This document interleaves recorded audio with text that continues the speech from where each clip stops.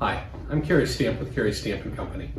I'd like to talk today about something that nobody really wants to think about, but that's what happens when you die or when you get sick.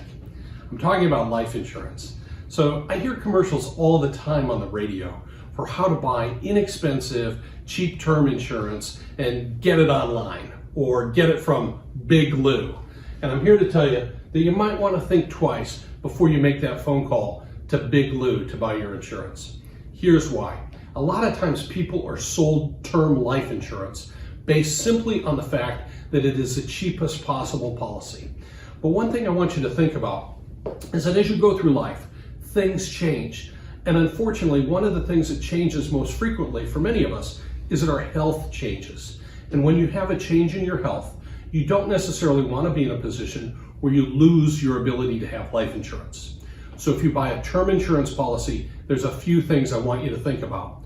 First, is that policy with a good company? You want to make sure that you have a top-rated insurance carrier that has great products. And number two, can I convert my term insurance policy to a permanent insurance policy with that same company without having to provide evidence of insurability? Did you hear that?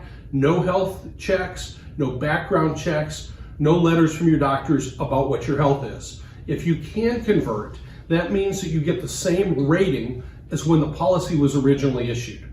So, let's say 20 years ago I was a little skinny guy and I got a preferred rating.